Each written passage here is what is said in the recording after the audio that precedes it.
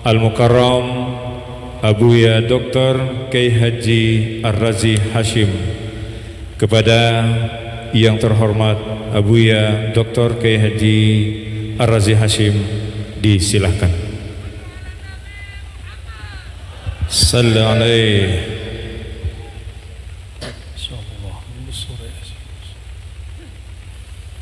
Assalamualaikum warahmatullahi wabarakatuh. Waalaikumsalam warahmatullahi wabarakatuh. Udah ngantuk?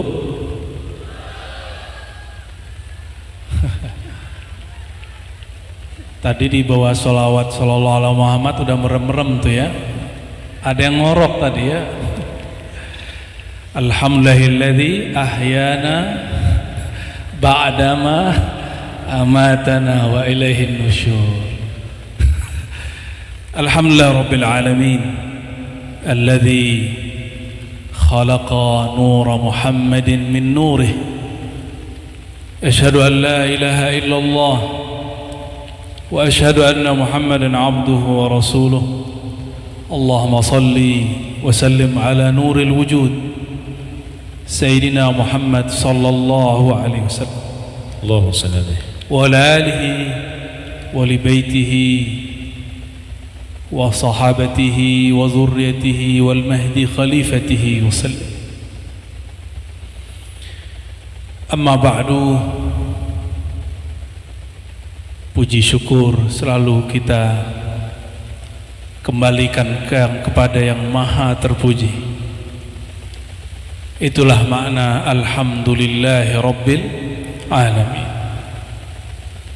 Alam itu tidak hanya alam yang kita lihat dengan kasat mata sekarang ini, tapi juga yang tidak tampak, yaitu alam rasa. Alam rasa bertuhan. Kita pulangkan keindahan rasa ini kepada Allah yang maha indah, dan kita bersyukur kepada Allah. Dari tadi saya lihat alhamdulillah banyak yang bertahan ya. Walaupun kaki kesemutan, benar. Jangankan antum, yang di depan kiai-kiai juga kesemutan, batal keramatnya ya. Tapi tetap duduk. Kenapa? Karena menikmati rasa bertuhan. Inilah nikmat azim yang kita sebut ni'matul ihsan. Maka kita katakan lakal hamdu ya Rabbana fima ahsanta ilaina. Segala puji bagi Engkau ya Allah atas semua kebaikan-kebaikan Engkau. Namun semua itu tidak akan kita sadari kecuali berkah ajaran baginda Nabi Muhammad sallallahu alaihi wasallam.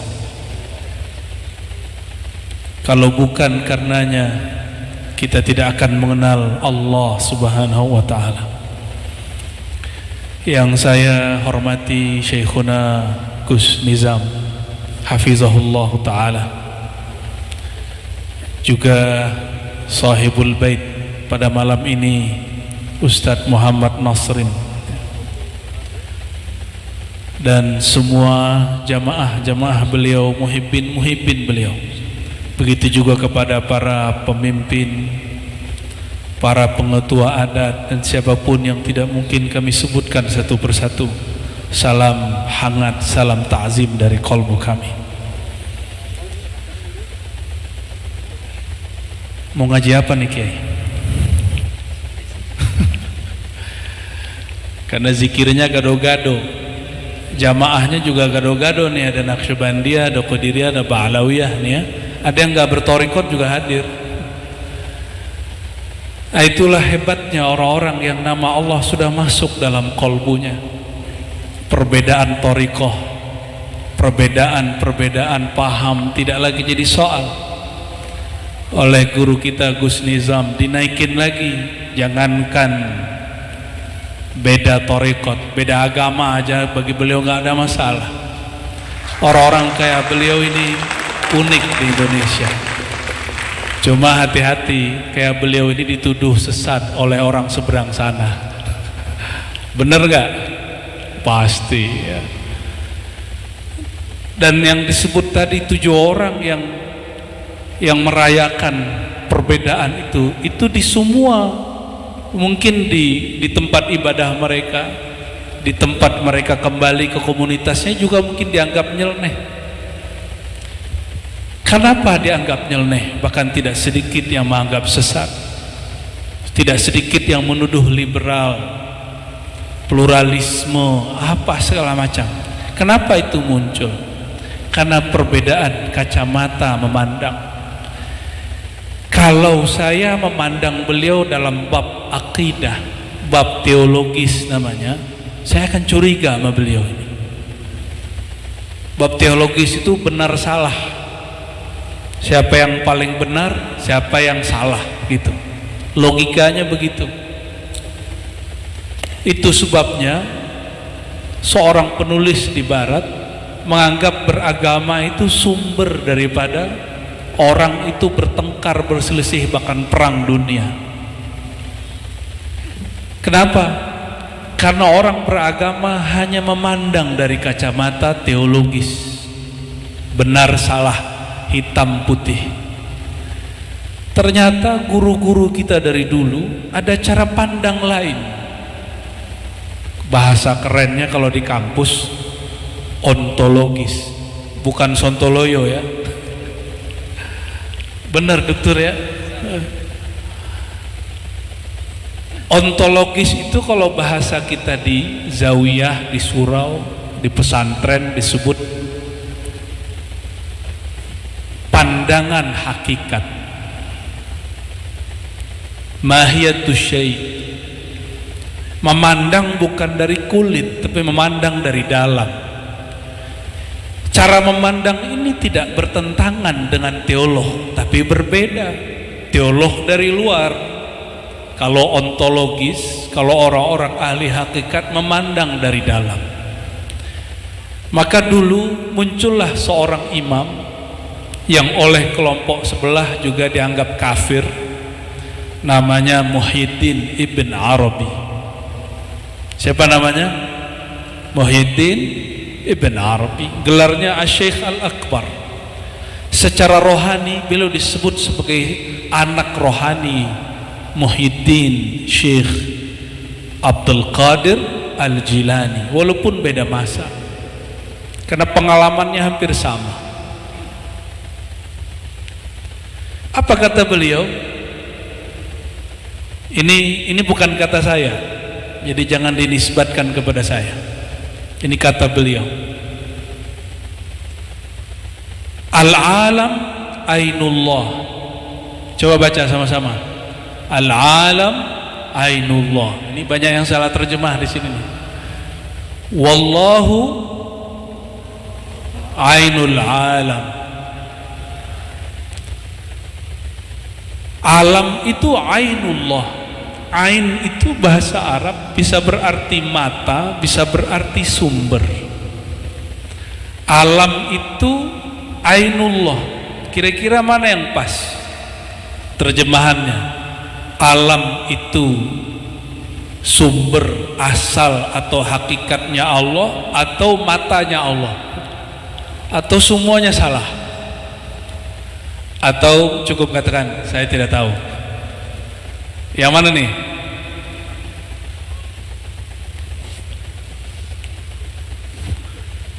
Ain itu mata, bisa juga kita artikan pandangan. Bisa kita turunkan, kalau pandangan ada yang dipandang maka diartikan mazahir, maka boleh diterjemahkan al-alam mazahirullah. Alam itu ekspresi zahirnya Allah. Nah, di alam kita sekarang, khususnya Indonesia, alamnya ini lagi di alam nggak nih? Di alam sadar apa nggak sadar nih yang di depan saya nih? Bener, coba angkat tangan dulu, sadar bener nggak nih? Ayo yang belakang angkat tangan, bener sadar? Oke, alhamdulillah. Alam Indonesia hari ini mengakui ada banyak agama, bener gak? Saya mau tanya, siapa yang menghendaki semua agama ini ada malam ini?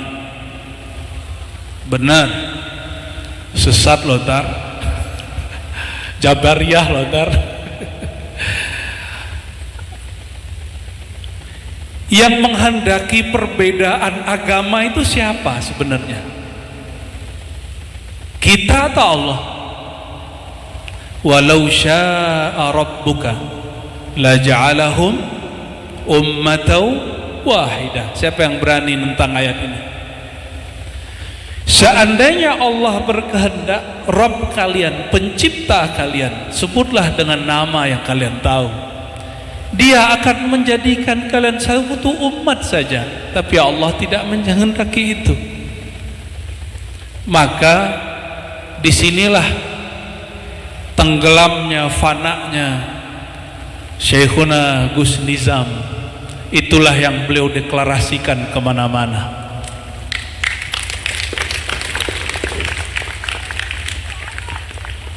Lagi-lagi ini bukan bab akidah. Ingat apa? Bukan bab. Ini bab apa namanya? Bab ontologis, bukan sontologis. Ya. Jadi saya mencoba menggali ini kira-kira kenapa muncul. Dulu ada guru beliau, Allah yarham, Gus Dur, masih ingat?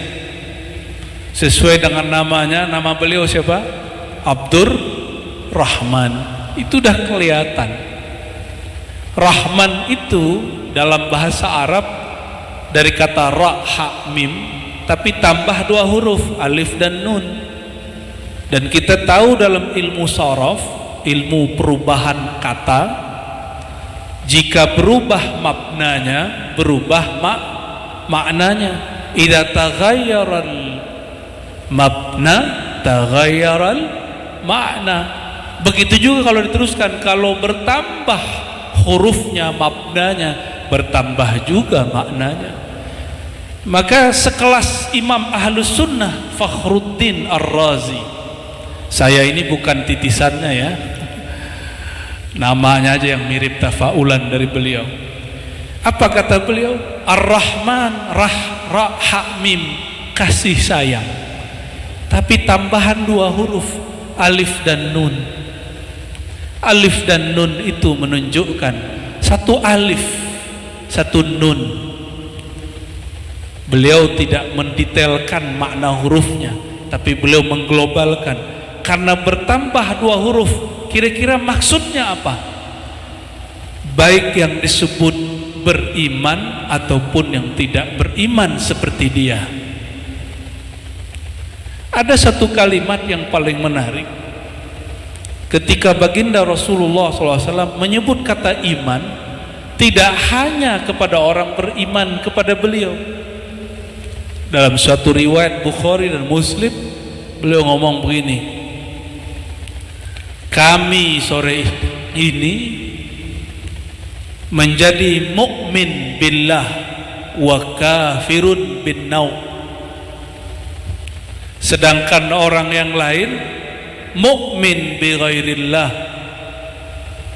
wa kafirun billah, atau mukmin bin naum wa kafirun billah. Jadi ternyata istilah mukmin dulu dalam Sahih Bukhari, baginda Nabi Muhammad SAW menggunakan juga untuk yang berbeda faham. Kita punya iman ke Tuhan kita Allah.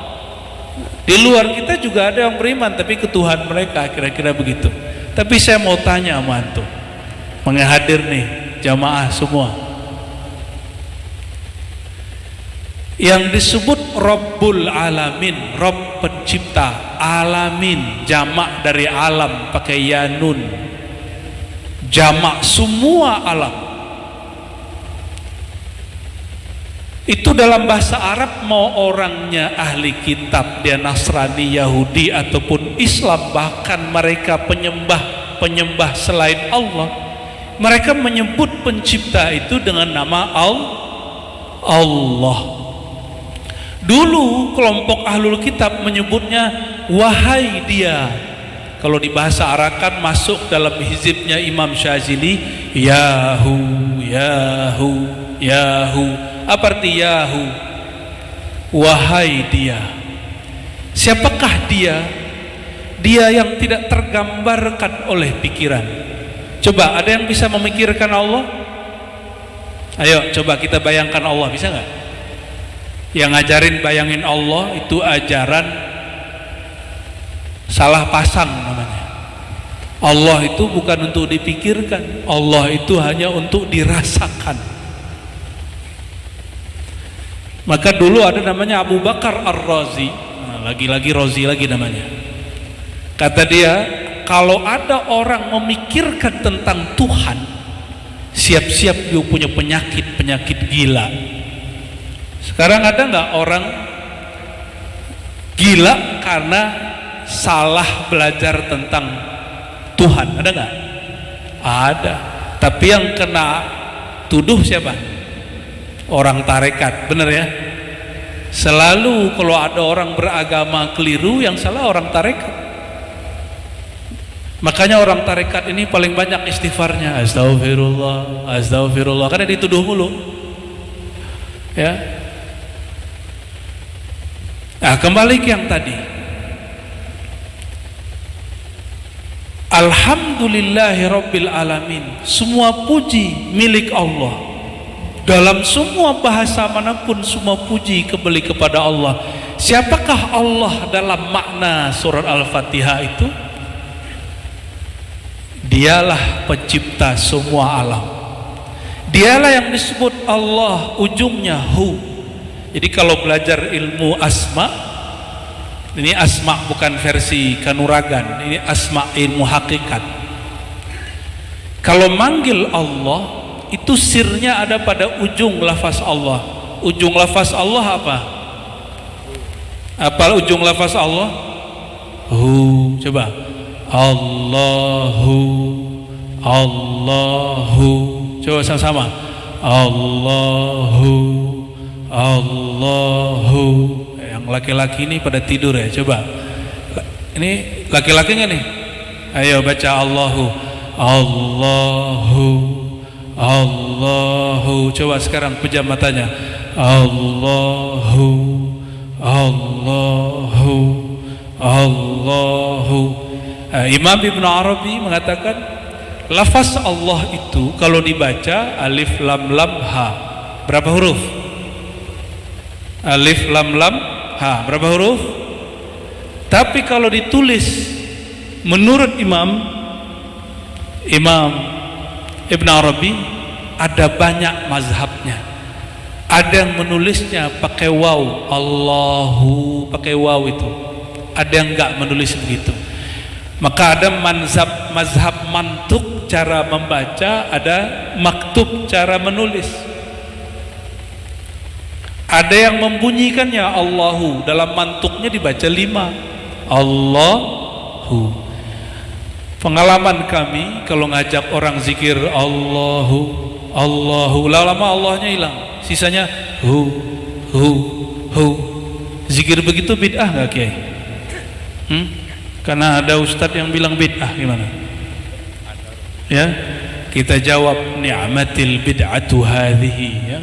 Senikmat-nikmat bid'ah baca hu.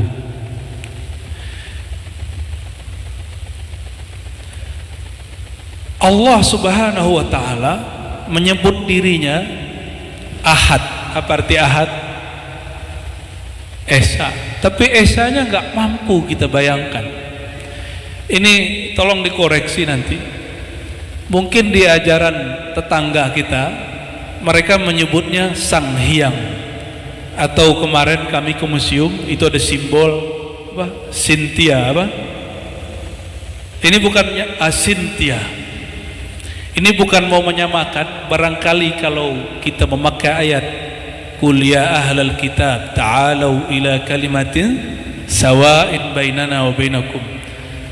Walaupun Hindu bukan ahli kitab, tapi kita kalau melihat ayat ini, wahai ahli kitab, ta'alau, kemarilah kita cari titik persamaan kita.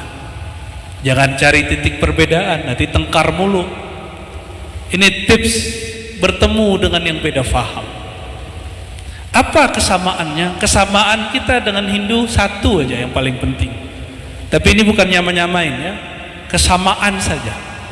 Bahwa saudara kita yang Hindu mengatakan bahwa Sang Yang Widi atau Asintya ataupun apapun istilahnya, silakan dikoreksi, transenden. Bahasa Arabnya laisa kamitslihi syai'. Apa artinya? Tidak ada yang serupa dengannya. Kalau ada yang serupa dengannya, pikiran ini sanggup membayangkannya. Namun kami harus sampaikan kepada saudara-saudara kami yang Hindu, ini perbedaannya. Samanya mungkin di situ. Apa perbedaannya? Cara kita berkomunikasi dengannya, itu yang berbeda.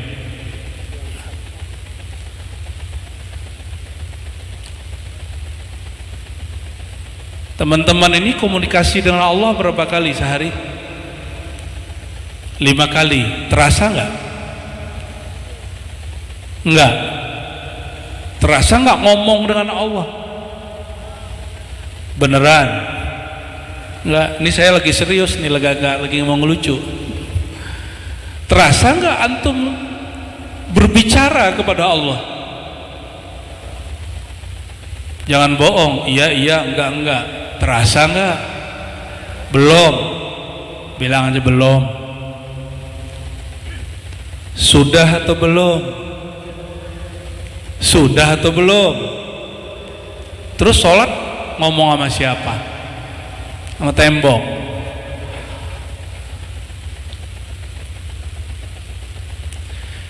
Itu sebabnya baginda Rasulullah SAW mengatakan, "Shallu kama ra'aitumuni usolli." Kalau kamu sholat, lihatlah seperti aku sholat, bukan sholatlah kamu sebagaimana aku sholat. Itu beda. Ada yang sanggup sholat seperti Rasulullah sholat? Hatta Sayyidina Jibril pembawa wahyu tidak sanggup. Hatta Nabi Ibrahim tidak sampai. Hatta Nabi Adam tidak sampai, tidak faham. Hanya beliau yang tahu. Makanya Imam Nawawi mengatakan ini hadis luar biasa. Ini jawami'ul kalim, kalimat luar biasa. Sholatlah kamu seperti kamu melihat aku sholat. Jadi kalau mau takbir, hadir dulu Rasulullah di depan, baru bertakbir. Gitu secara ilmu hakikat. Sanggup nggak begitu? Belum ya. Kenapa kita nggak sanggup langsung? Karena Allah itu transenden, tidak sanggup dibayangkan. Yang pernah bertemu Allah cuma satu orang, yang bernama Ahmad Muhammad sallallahu alaihi wasallam. Maka untuk menyembah yang tidak dapat dibayangkan itu hanya dengan menirukan zahir dan batinnya Sang Muhammad sallallahu alaihi wasallam. Jadi motorikotnya 1000 nggak akan merasakan nikmatnya berbicara kepada Allah kalau nggak melalui pintu al-bab al-Muhammadi, pintu Sayyidina Muhammad sallallahu alaihi wasallam. Karena sifat Allah itu banyak, nama Allah banyak. Kita ini kalau lagi sehat lupa nama Allah Syafi. Kalau lagi senang, lagi banyak rezeki, lupa nama Allah. Nama-nama As-Sabur, ingatnya cuma Asy-Syakur, yang maha berterima kasih, maha syukur. Maka Imam bin Athaillah selalu menegur, jika engkau tidak sadar bertuhan di saat nikmat ada di badanmu, maka Allah akan mengenalkan dirinya di saat nikmat itu dicabut. Makanya ada ungkapan al-man'u ata, Ketika engkau sedang ditahan rezekinya, itu Allah lagi memberi sesuatu, tapi rezeki yang bukan tampak. Coba kalau lagi sakit, zikirnya apa? Gimana zikirnya kalau sakit? Gitu ya.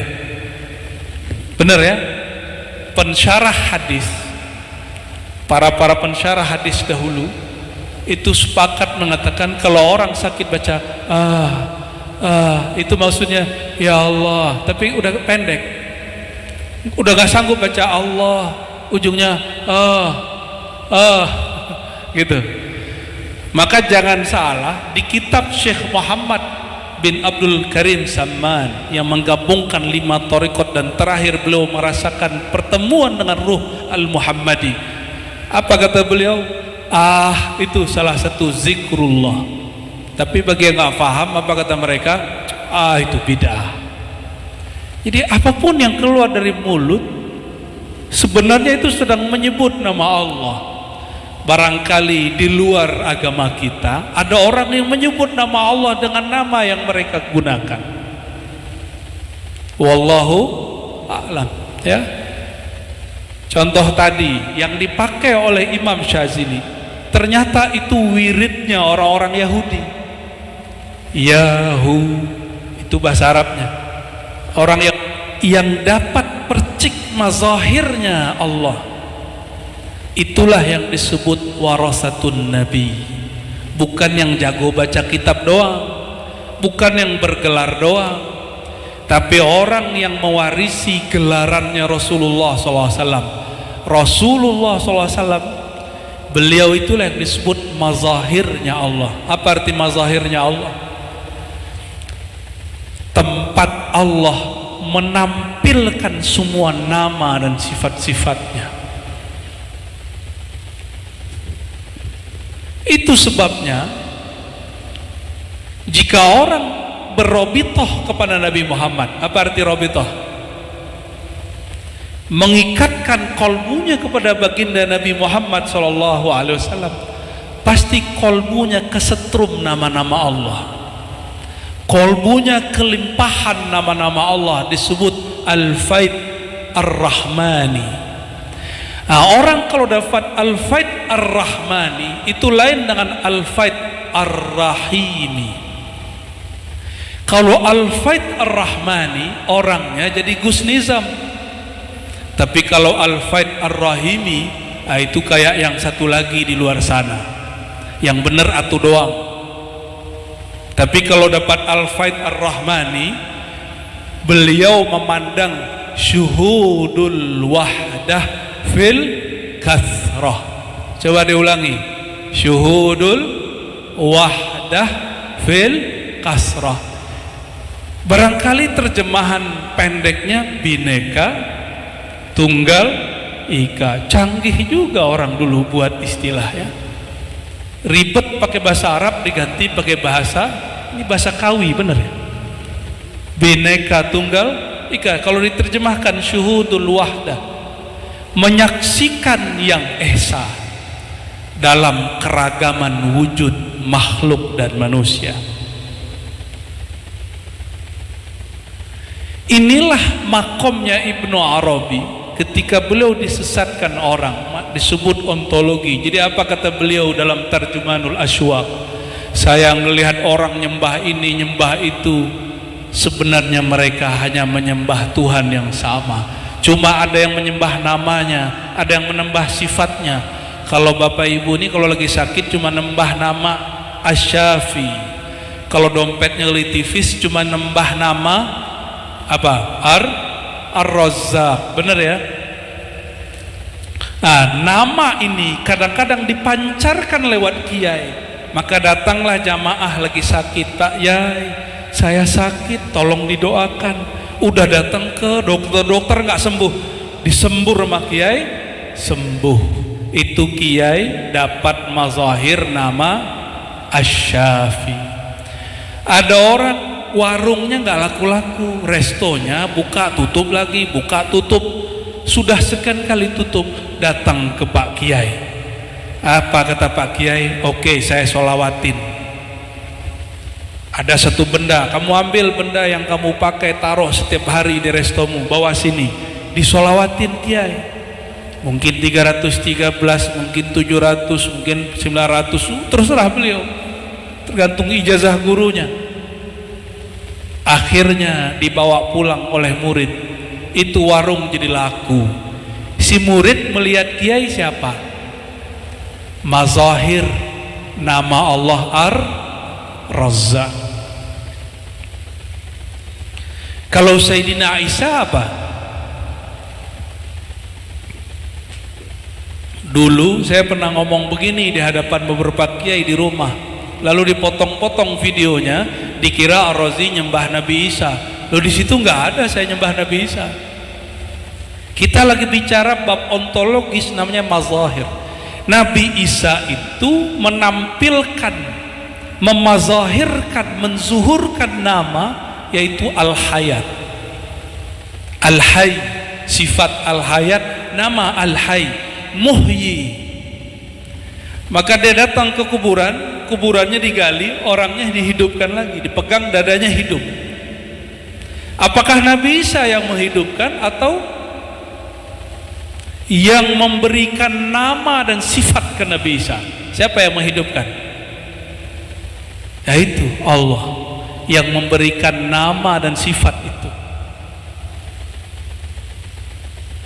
Saya mau tanya terakhir sebelum saya tutup kajian ini untuk yang pertama, ya. Kalau ada orang minta tolong sama kiai kayak tadi, musyrik nggak? Yai, saya sakit disembur, syirik nggak? Kenapa dia tidak syirik? Karena si murid yakin sang kiai ini orang dekat kepada Allah. Ketika dia nyembur, dia niup, itu bukan si kiai yang menyembuhkan, tapi karena ruhaninya dekat kepada yang meniupkan ruh, maka tiupannya bukanlah tiupan kiai, tiupannya beridhafah, bernisbat kepada Allah, maka mereka bernama aulia Allah. Itu yang disebut di Quran, ini makom tertinggi setelah Nabi. Ala inna aulia Allah la khaufun alaihim walahum yahzanun. Jadi kenapa wali itu spesial? Ini makomnya, mudhafun ilaihnya ke Allah. Aulia mudhaf, mudhafun ilaihnya siapa? Allah. Karena wali itu nisbatnya kepada Allah, bergantungnya hanya kepada Allah. Kalau dia nyentuh, itu bukan sentuhan dia. Kalau dia niup, bukan tiupan dia. Kalau dia megang, bukan keberkatan dia, tapi langsung dari Allahu Qarib. Ya. Allah dekat atau jauh? Terasa belum? Allah dekat atau jauh? Terus kenapa masih tawasulan? Tawasul kan berperantara. Kenapa kita masih bertawassul padahal Allah dekat? Allah sih dekat, tapi kan kita belum merasa dekat. Coba lihat, kami duduk sekarang begini. Ini yang hadir duduk deket-deketan. Apakah semua yang dekat sekarang saling kenal? Enggak semua. Dekat tapi belum kenal. Berani nggak minta colek ke samping kalau belum kenal, padahal deket? Minta pulsa dong, berani nggak? Nggak berani. Tapi kalau sudah kenal gimana? Misalnya saya udah kenal nih sama Gus Farid. Gus, pinjam duit dong Gus. Dia bilang, oh temanku, baru beres. Tapi kalau nggak kenal gimana? Lama gini. Kalau Gus Farid bilang, jangan-jangan nambah hidir nih, baru dikasih. Kita ini mau ngasih orang misterius karena dia Nabi Khidir. Bener ya? Emang kalau dia bukan Nabi Khidir nggak mau ngasih? Nah itu namanya imtihan khidri, al-imtihan al-khidriyah. Nabi Khidir Dalam pemahaman orang awam, bajunya gembel gitu ya, bajunya jorok, suka minta-minta. Oh tuh Khidir tuh. Jadi kalau gitu dikasih. Jadi kalau bukan Khidir nggak dikasih. Itu namanya ujian. Orang nggak lolos ujian Al-Khidriyah itu kalau dia beda-bedain. Emang Nabi Khidir butuh duit? Nabi Khidir tinggal di laut, nggak perlu duit kita. Jadi kalau nanti ada orang begini, siapapun orangnya, muka apapun, jangan tanya dulu torikot kamu apa, agama kamu apa, nggak usah ditanya dulu, langsung kasih. Di saat itulah antum disebut namanya memberi Khidir. Gitu. Jadi jangan tunggu dulu mukanya paling jorok gitu ya, paling melas, nggak begitu. Saudara-saudari dimuliakan Allah, maka inilah yang dimaksud oleh para masyayikh kita dulu. Wali-wali Allah itu pada hakikatnya pewaris hakikat Rasulullah. Wali-wali Allah itu mewarisi mazahirnya Rasulullah. Oleh karena itu nama-nama Allah, sifat-sifat Allah, Allah bagi-bagi di dalam kolbu mereka. Jika dibuka sedikit maka orang akan tertarik mencarinya. Jika dibuka bab ilmu, orang akan mencari ilmunya. Jika dibuka bab tentang kesaktian Al-Karim, maka orang menjadi sahibul karamah. Maka tidak semua wali itu karamahnya bisa terbang. Ada karamahnya menyatukan orang yang berbeda. Ada karamahnya menjelaskan hal yang rumit. Dijelaskan 100 kiai gak selesai, dijelaskan sama dia 1 kalimat selesai. Itu karamah juga. Ya. Maka hormati para guru, mereka adalah pewaris Rasulullah. Hormat guru, hormat ke Rasul. Karena belum bertemu Rasulullah, maka robitohkan kolbu kita kepada guru-guru sebelum sholat. Nanti kolbunya akan dibawa kepada kolbu Rasulullah Sallallahu Alaihi Wasallam. Barang itu kali itu yang dapat kami sampaikan.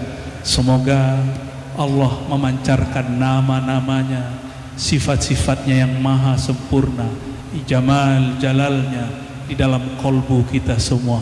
Amin ya rabbal alamin. Ya Allah, berkahi negeri ini, berkahi ulamanya, jaga umaranya, jaga rakyatnya, berkahi rezekinya, jaga anak keturunannya. Allahumma hfazna wadfa'anna kulla syarrin bi'izzatika wa bijamalika wa jalalika bihaqqi nabiyyika al-Mustafa Muhammad sallallahu alaihi wasallam. Al-Fatihah.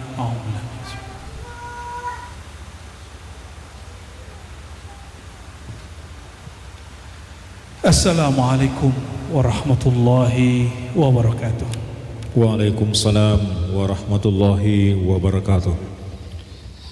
Hadirin wal hadirat, jamaah manaqib istighosah yang dirahmati Allah. Demikianlah tausiah dan mau'izatul hasanah yang telah disampaikan oleh Buya Dr. Kiai Haji Ar-Razi Hashim. Semoga apa yang beliau sampaikan menjadi hikmah untuk bisa kita terapkan dalam kehidupan kita sehari-hari. Amin ya rabbal alamin.